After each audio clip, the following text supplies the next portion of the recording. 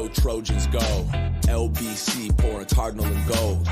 Listen close, one thing's for sure. We know that they know we going blow for blow. The best out the west, known throughout the town. Show up to show out, that's what it's all about. Score so much, tired travelers shutting it down. Make plays all day, yes, we chase to the ground. The next man up is the next Heisman. Only bleed USC, yes, we've been built to win. Catch roses while we ball all across the map. Too strong, fight on, it's Trojan Talk on tap.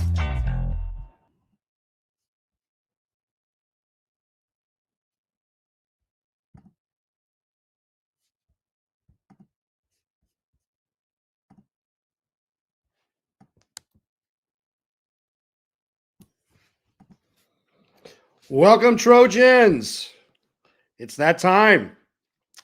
Holiday time, getting up on New Year's Eve here. Hope everybody's doing well in the holidays. I had a great Christmas and looking forward to New Year's. And what a gift we got with the Holiday Bowl. Here to recap it, Trojans on that 42-28 win is friend of the show, Jamie Davenport. Great to see you, my friend. Thanks for taking some time out of your busy day to join us here on Trojans Talk on Tap. How you doing, Jamie? Great. How you doing, LBC? Great to see you, buddy. Good to see you, my friend. That was it was pretty awesome. Yep. I don't know how many of you guys were out there at the Holiday Bowl, but Jamie Davenport and myself, he gave me a tip, and we actually took the Amtrak down to the game. We had different seat locations, but boy, let me tell you, that Amtrak is the best way to go. You don't have to fight traffic, and we I think, Jamie, we called it train gating. We had a few cold ones on down there, and we saw the traffic heading down to the Holiday Bowl. So getting into it, let's set expectations. Some of you may remember I had Jamie on a live stream the week after that UCLA loss, along with USCJ and John Walker, former defensive back on some of Pete Carroll's teams. And we talked about there had to be a culture change. And this was shortly after Alex Grinch got fired. Jamie, really quickly talk to me about your impression after that game and then what you saw at the Holiday Bowl in that 42-28 win. Well, I think we all saw the obvious. There's a tale of two seasons. You know, you had the regular season, you had the second season, the postseason. And I saw a different team that I haven't seen all year. Yeah, I got to tell you, from the kickoff all the way till the end of the game, the enthusiasm on all three sides of the ball was unbelievable. It was the team we've been wanting to see all year. The enthusiasm, the brotherhood, the defensive flying to the ball, the offense executing, the special teams making big plays when they needed to. I mean, I haven't seen the coach Lincoln Riley smile like this since he started with when he came over from Oklahoma. So at the end of the day, I think that the culture, the folks that actually have been waiting to play got their chance. We all knew, a lot of them, we knew what they could do, but we weren't sure what they could do until they actually started playing. And I think that giving the opportunity to play like they did and showing the world and showing the country that SC's back, but also showing that these kids, the kids that did play, what they're all about. I think we all saw it with our two eyes. So I can't tell you how happy I am. The tackling on the defensive side. Obviously, we need some team speed, in my opinion, on the secondary part of our defense. But the secondary with Taylor Mays, the impact that he's making, I mean, what he made in those 6 weeks, along with the overall coaching staff, was tremendous. And the kids that wanted to be there, want to be Trojans, you can tell by the way they played and when they fought for each other. It's a big difference from what I saw. That's a great point. And we saw those last 3 games of the year. Ironically, those 3 teams are going to be going to the Big Ten with those losses to Washington, Oregon, and UCLA. And that culmination, it was hard to watch. And we talked about there had to be a culture change. And so, subsequently, we've hired 3 new defensive coaches, and Donton Lynn, Doug Belk, and Matt Entz. And most of those guys are, they were recruiting, they were evaluating, they're checking out, at different stages, the roster, but it's been crazy. So whether or not they had any type of influence, I doubt it. It's all speculation because, Lincoln Riley has closed practices. But if anything, they got to observe who the players are. Maybe they give some some advice in terms of questions with the existing coaching staff, but you can tell they're going to make a difference with this staff. But you brought up a good point. Taylor Mays was elevated from a grad assistant to a safeties coach after Alex Grinch was fired, because he was coaching the safeties. So a new voice, Jamie, that's a question I want to ask you. When you have a new voice like that, somebody who's played, who's a grad assistant, and who's now a coach, could he have that much influence, or give a new voice to these players and give them a new chance, give them a spark in this 6 weeks? What are your thoughts on that? Absolutely. I think that especially the kids the players that didn't get the chance they did during the regular season, and having respect for a player, a veteran, that two-time All-American NFL player, known for being a big hitter, but a great big-time player. Absolutely. They're going to listen to him. And not only that, from a Taylor Mays perspective, hearing that voice of respect and trust, but also the ability to listen to the staff as well with Manning and also Nua, all combined with Taylor Mays, is that because the lineup was drastically different, they were able to be themselves and play free and play loose and not make a complicated scheme for the players at this time. As you can see by the way they were playing, they weren't playing, they were overthinking, they weren't looking around what my assignment was, they were flying the ball, they were all there. So coupled with the mental toughness and physical toughness and the time, 6 weeks to work on the fundamentals of tackling, especially tackling in space, and the whole coaching staff on the defensive side of the ball, I think made them feel that they can just play free and play like they're supposed to play without overcomplicating with different types of schemes. So I think that was, in my opinion, the big difference in what we saw. Yeah, we saw guys out in space making tackles. It was exciting to see guys like Prophet Brown, who didn't get many reps at all, getting in there and making plays. There was only 7 guys in the secondary that were available, including Anthony Beavers. You had some of the regulars that were there. You had Bryson Shaw, you had Max Williams. But you take a look at this, 24 players were missing. And these were, guys that had a lot of reps during the year to declaring for the NFL draft, transfer portal, and injury, including Caleb Williams, Brendan Rice, Marshawn Lloyd, Tackett Curtis, Kalen Bullock, Damani Jackson, who now just committed to Alabama, and Lake McCree, who sustained an injury during bull practice. So you had a guy like Carson Tabarachi, who had a great reception. And he was a converted linebacker transfer from Utah. So guys had the opportunity to step up, and you could tell that. I mean, my expectations, I dropped a video on Wednesday morning saying that USC was going to lose by 12 to 14 points. I didn't think they had enough to play a full 60 minutes. Did we really watch USC play a full 60 minutes all year? Maybe with the exception of the Stanford game, but pretty much no. So I was surprised. I liked what I saw in terms of, if you were at the Holiday Bowl, it was electric. It's great. I thought it was great seeing that game in Petco Park. There a lot more Trojans made the trip than I thought would, which was great to see. You take a look at, there's kind of my vantage point. Jamie, I don't know exactly where you were sitting. I know you were kind of walking around, but it was a great night in San Diego. And, one of the main things that happened that was pretty spectacular, as we'll get into it, is there's a certain player that had an outstanding game, Miller time. Here are the numbers for Miller Moss, Jamie. 23 of 33, 385 total yards. I think he had like 372 passing, 6 TDs, 1 INT. It's a Holiday Bowl record, a USC bowl game record, and he ties the Pac-12 bowl game record for touchdowns. Just an amazing job by Miller Moss. I mean, Boss Moss.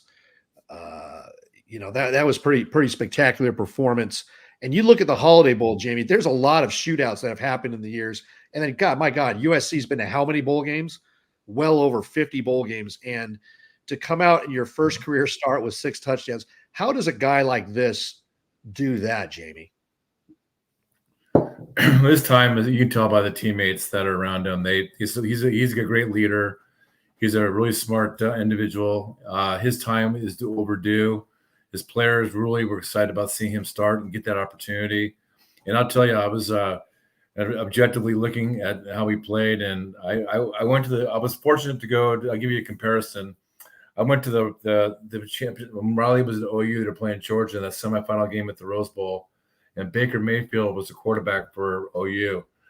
And I got to tell you, the way he was deliberate and confident, the way he led his team, the way just everything about his moxie and body language, it reminded me a lot of how Miller Moss played against Louisville. The way he took control of the game and managed the game, and the way he delivered passes, the way the ball came out of his hand with confidence, and the way everything he did to lead that team to victory. And it was his time. He earned it, and he didn't blink. He was ready to go. And then last thing, I'm going back to the defense if I can. Blackie Chan Gaming I was about to talk about the defense. Right? Traquan did awesome. Beavers got a strip fumble. We can talk about Jalen Smith. This a stud. It come up strong, led the team in tackles. All those guys. Prophet Brown. And so all the above, all those freshmen, the people that haven't played in a long time. We'll get to the offense a little later. We're talking about Miller right now, but yeah, it's a full team effort, and it kind of like set the stage going back to Moss of the transfer portal. In my opinion, he earned this. It's only one game. I know we're not trying to get too excited, but I am very confident on what I saw with my two eyes. I think everybody else did that. This is his team right now. It's his position to lose at this point going into spring ball. Yeah, I think there's a combination of things. And when you see this game, obviously Miller Moss, what a success story, this guy, because he's been working hard. He's been in this program for 3 years, 2 years with Lincoln Riley, and he was waiting for his opportunity. And this kid's a smart kid. He's already graduated with a degree. I think he's working on that's another degree or master's. He might even have a master's. Yeah. So you can tell he had no fear out there. Even when he had that mistake in the red zone, that INT, that could have wrecked him. It didn't. The first drive, he went 3 and out. Could have wrecked him. It didn't. He kept on coming back, and that shows a lot of character, confidence. And I'll tell you what, from where I was sitting, that last touchdown pass to Deuce Robinson, there's another guy who dropped a pass earlier in the game, but when they hooked up, I could see it right in front of me. Miller Moss kind of scrambling to his right, and he held on to that ball as long as he could. And when he released that ball, you can see Deuce had space. And I was like, oh, my God, please don't drop this ball, Deuce. You've got it. And Miller Moss got up after the touchdown, and he looked towards the USC sideline, just undid his helmet, and he's like, hey, man, this is me. I am him. Yeah. And let's talk about exactly. And not to interrupt you, the transfer portal part of it. Yeah. And then they had a handful of players out. We had 20. So they had a handful, which means they had a lot of their better players or best players playing, except for I think 2 or 3 guys on offense, and then maybe 1 or 2 on, maybe 3 to 5 players they didn't have. They had pretty much a full strength for the most part. And every time Miller delivered the ball for the most part, he made the right reads. And a lot of times when he delivered the ball, he got pounded pretty hard. They were on him pretty good. He stayed in the pocket, had composure, and believed in the system, believed in the process, and he believed in his guys. And you see it. It wasn't a practice game where like 7-on-7. I mean, they were coming at him pretty hard.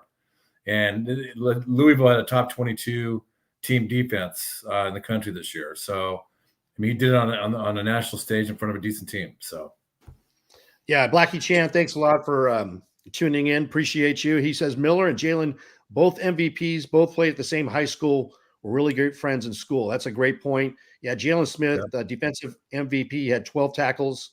And then obviously Miller Moss with the 6 TDs, the 1 interception. But Jamie, you bring a good point about the defense. Yes. Just a little bit of why I didn't think USC really had a realistic shot is that Louisville's red zone defense led the nation, allowing teams to only score 69% of the time. Opponents reaching the red zone just 29 times in the regular season. They came in 10-3, so that's 13 games. They gave up just 16 TDs and 4 field goals, and that was 6th best in the nation. But if you take a look at what USC did, USC and Miller Moss, they were throwing bombs outside of the red zone. They had 3 TDs that were outside the red zone and 3 TDs that were inside the red zone. So they were consistent. They were taking shots. And let's take a look at one of the guys that had a shot, and that was Jacoby Lane. Look at this touchdown right here. I believe this was his second of the game, and he just high pointed it. He had two defenders right there, and it was the perfect pass. And all 6'4", 6'5" of Jacoby Lane. That shows you right there. He was the ball was at the 12. They were in the red zone at the 12-yard line, and that route to Jacoby Lane, that's freshman. That's what USC has to look forward to. Moving forward with that size. And you take a look at all the receivers that are no longer in the program, but you had freshman Deuce Robinson, Zachariah Branch, you had Jacoby Lane, and then I loved it, Mekhi Lemon. They went to him. Miller Moss went to him early, found him in the seam. For the first hookup was for 40 yards, and they had another one for 35 yards. So I like the way that he was spreading the ball out. 4 different players had touchdowns, 2 going to Jacoby Lane, 2 going to Taj Washington, 1 to one to Deuce Robinson, and 1 to Kyron Ware-Hudson. And let me tell you, Taj Washington, what a stud. The guy could have sat out for the NFL draft, and he's been accepted to go play in the Senior Bowl, and nobody would have blinked an eye. But he said, he's playing. And that first touchdown that he got, Jamie, that was like a video game where he caught the ball, he stopped on a dime, then he started moving towards the end zone, juked a guy, and then kept on going to the end zone until he got hit, and he held onto the ball for that touchdown. That's all heart right there. That's Taj Washington. Yeah, I got to tell you, he made a great grab on that too. Even though Miller did a great job of getting the ball out to him in space, he had to reach across, and he has such good hands that without even hesitation, reach out, grab that ball, bring it in, and make those moves you said. I mean, he basically was a tryout for him for the NFL. That was his tryout time and his showcase time, and he did a great job. And he's been a leader all year. Go ahead. No, I'm sorry. I was just going to ask you, what was your favorite touchdown? Well, there's a couple of them. I like Jacoby's grab in the end zone because just showing the athleticism and the hands that he has. He's got some serious hands. And aside from the one you said for Taj, there's a couple. I mean, both the Tajes were incredible capacity catches. Both of them were phenomenal. And then I also liked the combo of Miller's arm strength. We saw his arm strength. But we didn't see the real arm strength until he threw the ball downfield to Deuce on that one play, and we caught him in stride. And that touchdown, I like the way Deuce ran that route and burned that guy, but I also like the way he delivered that long ball. The first time I really saw him throw a long ball like that to see his arm strength vertically downfield. So it's a little bit of all that. Miller had command. I mean, I was very surprised. He was smart. There's 3 different times where he just chucked it kind of at his lineman in front of him because, hey, you're not going to make this play, live to see another down and move on. 23 of 33. The guy was smart. He overthrew Zachariah Branch a couple times, but credit to the offensive line for pass blocking. They pretty much, we kind of talked about this on the train. If USC was going to have a chance, number one, they had to keep Miller Moss upright, and they did. He didn't get sacked at all, and they're going against a good defensive front and a good defensive team. They got close a couple times, but they didn't sack him. And one area that USC has to get better at is run blocking. For whatever reason, they did run the ball a few times, not anything special. Austin Jones really couldn't find any large gains. I think we rushed for maybe 20 to 40 yards. It was nothing spectacular, but just enough to keep the defense honest. But that's something that they have to do during the year. What do you think? Can USC improve their run blocking? They do have a lot of young offensive linemen. And what are your thoughts on that, Jamie? So I watched the game again. I watched it just recently before we got on the show. I was watching the footwork of the offensive linemen on the pass blocking side. I saw a huge improvement. They did a great job at protecting Miller, like you said. on the nastiness that they need to develop for the Big Ten is to really pound the ball and to have that physicality where they actually get teams to give in. They don't have that yet on to run the ball. They need to get that in the offseason. Yeah. Would it be the guys coming in to supplement the guys coming back, the training program, nutrition program, but a mindset, the nasty part of it that USC is known for that no one really talks about anymore, our program is known for great offensive linemen that dominate people. And so I think that's going to be really important from the running game standpoint, especially for the Big Ten. So that's going to be an area of to your point, a huge area of focus on the offensive side of the ball. Yeah, most definitely. And hey, I want to thank everybody for coming in and joining the live stream. If you have any questions, go ahead and put them in there in the chat. Hope you guys are getting ready for New Year's Eve and enjoying the bowl season. And my apologies. I had some technical difficulties yesterday and unfortunately wasn't able to have the live stream with John Jackson at Matter of Craft in Huntington Beach. But JJ was there. We did watch some of the Alamo Bowl and answered questions from guests that were at Matter of Craft. So for those that did come out, appreciate you. And Jamie, really appreciate you coming on and give us your viewpoint on such short notice. I know that you've got a lot going on and you're busy. And if you're looking to find some great beer for a friend for bowl game season, for New Year's Eve, check out Matter of Craft. I was with Jim Pilkington yesterday in Huntington Beach, and he's got a great deal going on right now. Basically, build your own custom 6-pack or 4-pack of 16-ounce cans. You'll get 20% off of a 6-pack and 10% off of a 4-pack. Here are 6 beers that I just picked up. Unbelievable selection there at Matter of Craft. Check them out in Huntington Beach. Sponsor of the show, Jim Pinkleton. And here is what you'll get: a Matter of Craft 6-pack. Go ahead and build your own and watch your bowl games there. They've got great pizzas, 20 beers on taps, full bar, great burgers. So Matter of Craft in Huntington Beach, thanks a lot for being a sponsor here on LBC Trojan.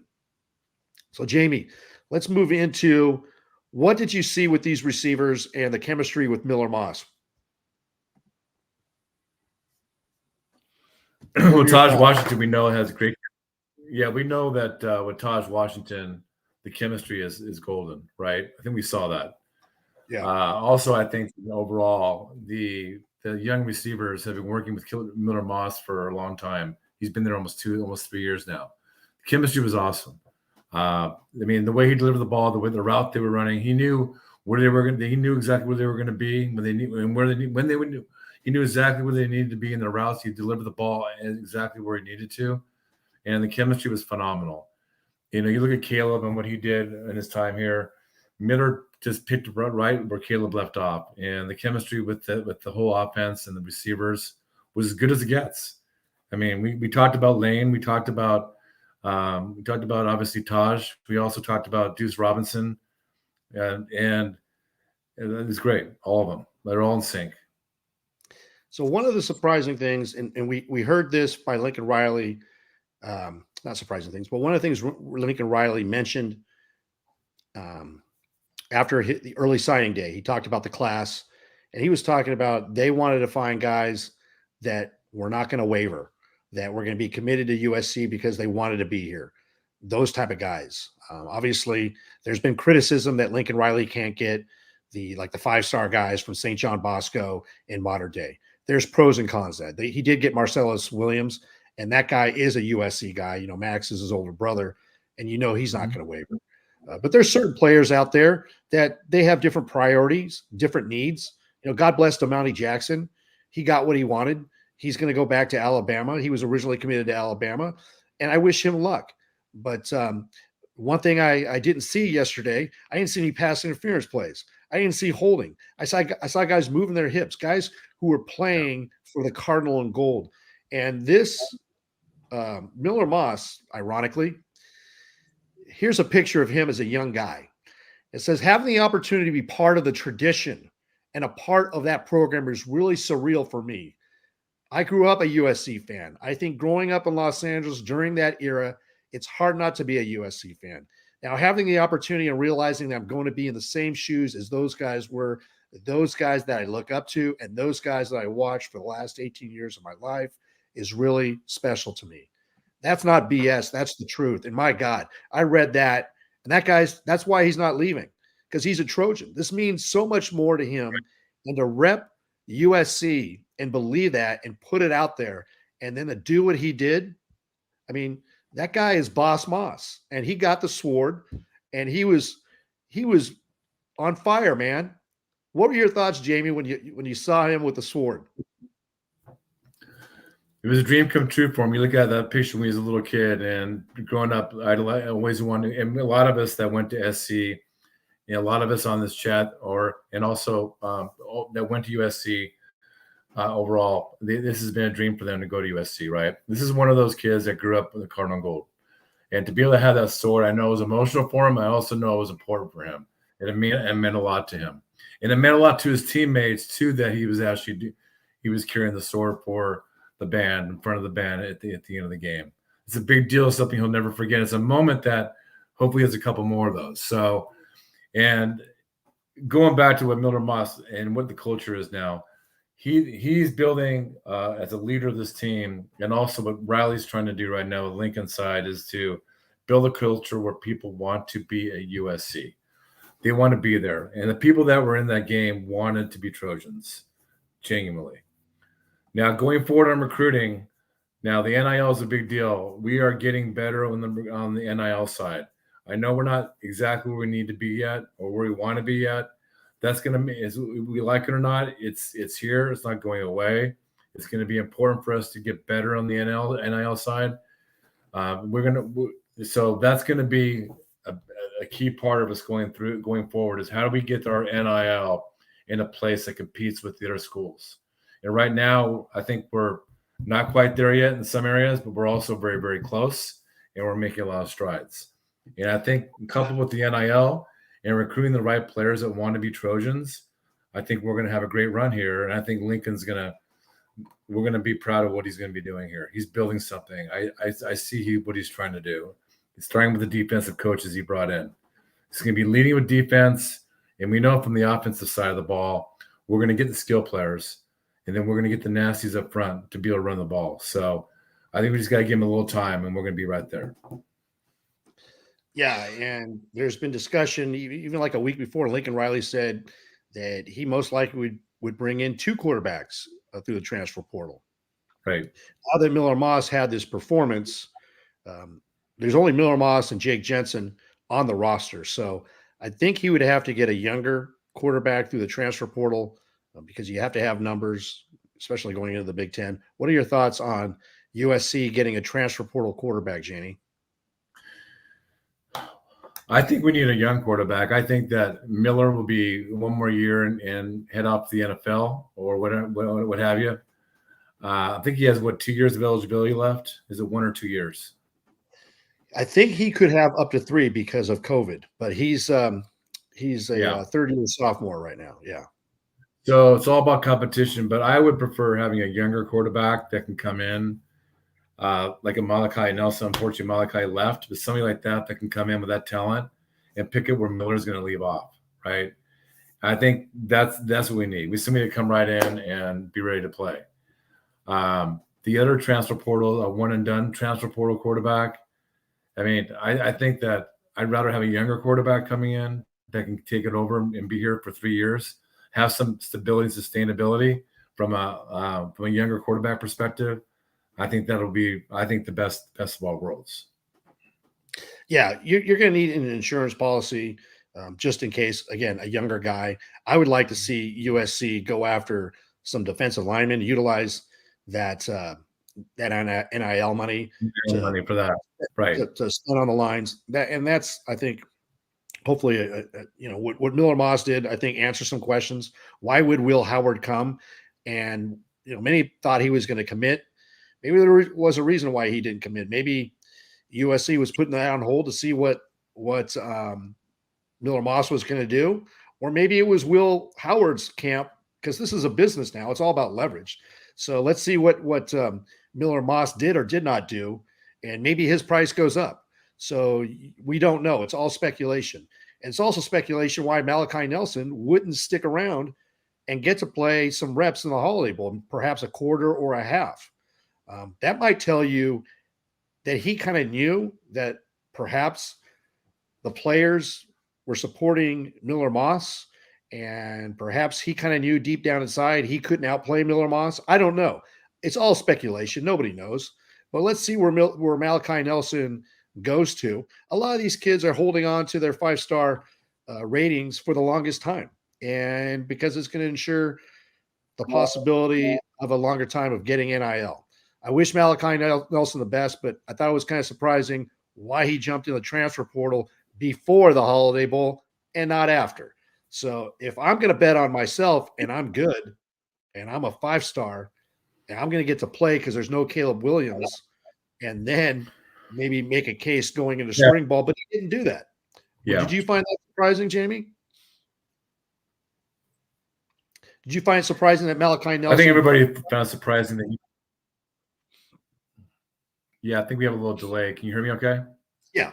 Sorry about that. Do you think it was surprising that he jumped into the portal before? Yeah, I think a lot of us were surprised that he jumped in the portal before. I think a lot of us thought he'd stick it out. And I also think that he might have saw it. I'm not going to make assumptions, but you can tell by the body language of our team on how they love that kid, Miller Moss, and how they were excited about him leading that team. It's evident that the team has his back. He is their leader. He is their quarterback. And that, I'm not sure if that had an indication of where doesn't have that trust yet with this team. I don't know. But I think having a dominant player like Miller getting his shot, and no one was surprised that he did what he did. The teammates weren't surprised. They were just freaking happy for him that he did it and he got the recognition he deserves. That says a lot. It says a lot about the leadership. And I think that could have had a reason why he jumped on the portal when he did. And so that's my personal opinion. It's a good chance he did without knowing. I think we can kind of by a process of just making what we saw with our 2 eyes the other night. I think we kind of know the answer to that. Yeah. And so it's just one game. We get it. Last year, it is a bare feeling to end the season on a win, especially with, over 20 players that were sitting out, opting out for various reasons.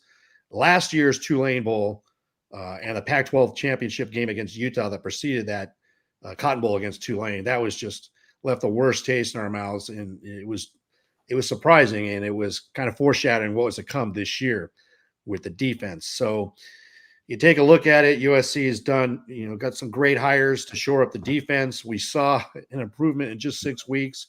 There's perhaps a new leader with Miller Moss quarterbacking.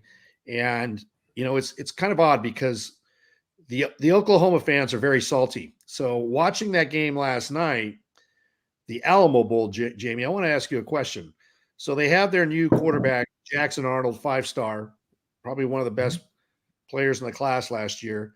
Yeah. It was kind of odd that Dylan Gabriel would move on, because in this year of the transfer portal, or in this year, I should say, the transfer portal NIL, maybe Oklahoma was fearful of losing Jackson Arnold if Dylan Gabriel stayed. So you have Miller Moss doing what he did, and then the next night, last night, Oklahoma's playing in the Alamo Bowl. And your thoughts on Jackson Arnold? He didn't have that great of a performance with 2 touchdowns and 3 INTs.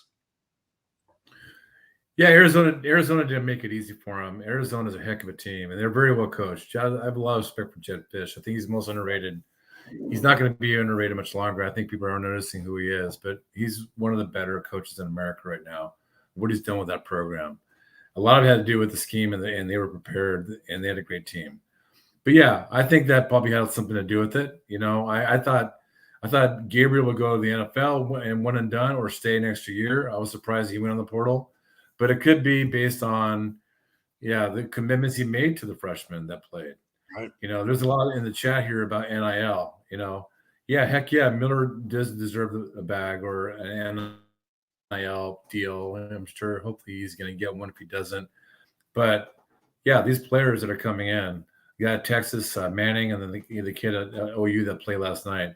They definitely have great NIL deals, I'm sure. And I think that's going to be that's the reason why maybe Dylan want to test the market as a free agent. He can go somewhere and see if he can get a better deal. Who knows? There's a lot of things going on with this NIL that we don't know. A lot of things that we're learning.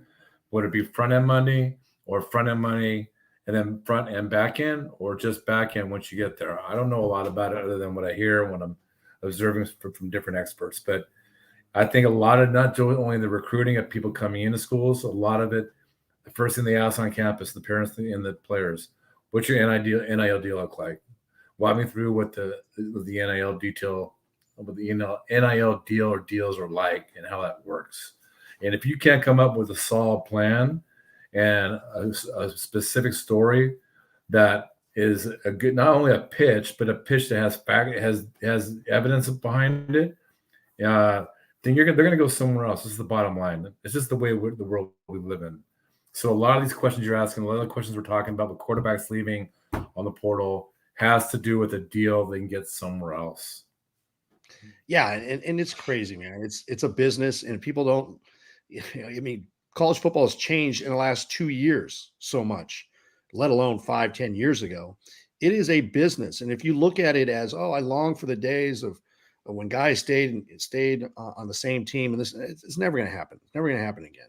And it's even more crazy than the NFL because there's no type of leadership. There's no governing body. The NCAA is powerless. You have basically kids that can transfer. I mean, the NFL is the NCAA says you don't have to have a waiver now. You can transfer annually. Now, some of these kids are going to find out that, hey, you're going to lose your NIL deal at a certain school if you leave, but it's different than the NFL. You got 32 teams. In D1, you got like 135. There might be 15 teams out there that you can create your own market. And so, it's interesting times. And so this gets back to what Lincoln Riley's trying to do. It's roster retention, guys that want to be Trojans, that understand that. And there's so much to offer at USC in terms of the education, the exposure in the Big Ten, LA. You either get it or you don't. And glad to see that those players that were playing in the Holiday Bowl, specifically those guys on defense, those 7 guys that were in the secondary, they were working with Taylor Mays. Wow, what an improvement. I can't wait to see what's going to happen moving forward. And I like what Josh Henson's done with the offensive line, the recruiting the last 2 years. So I know that's only going to get better. But Jamie, hey, I appreciate you coming on today. We're going to be wrapping this up. And what do you want to see? Let's do this. We got some bowl games happening today. We see that Notre Dame is just taking it to the woodshed with Oregon State. I think the last I checked, it was 33-0. We saw Clemson come back and beat Kentucky 35-33 today. And then I think Iowa State is playing right now. Tonight, 5 o'clock, Cotton Bowl. Give me your prediction on Mizzou versus Ohio State. I think Ohio State's disappointed they're not in the Big Four playoff system. I think that's kind of a down thing for them. And Missouri is playing good football right now. So that's going to be an interesting matchup. I think Ohio State has too much pride, especially with how the Michigan game went and how they ended up, that they're going to come out firing, and I think they're going to win that game. I picked the Buckeyes. Okay, then give me your picks for the college football playoff, the 2 semifinals. You got Alabama, Michigan, and then you've got Texas, Washington. Who do you like? Alabama, Michigan. It's a game I'm going to. I'm privileged to go to that game. I think it's going to be a hell of a game. I think that I'm going to take Michigan, and I'm also going to take Texas. Those are the 2 teams I'm going to take. You got Michigan and Texas. I think we're opposite on that one. Yep. I've got Bama. I got Bama and Washington. It's going to be interesting to see Texas and Sark go against his old school in Washington, Kalen DeBoer. That was a coach that was hired by Jen Cohen. Washington is ironically on a 20-game winning streak. And last year, they beat Texas in the Alamo Bowl. Michael Penix and I think Quinn Ewers. So that's going to be a rematch of sort that many people maybe not remember, but these bowl games do mean some things to some people, to some teams. And obviously, the Holiday Bowl meant something to Miller Moss, and that surprised all of us. So that was amazing, and I'm glad for Miller Moss. I'm glad for the USC program because they have something to build on it. And this is a guy who wants to be there, and the future looks bright moving into the Big Ten. And now I think Lincoln Riley's got a very difficult decision on what he wants to do with the quarterback transfer portal. He's going to make the right decision. I'm not worried about that. But then you take a look at those 4 freshman wide receivers.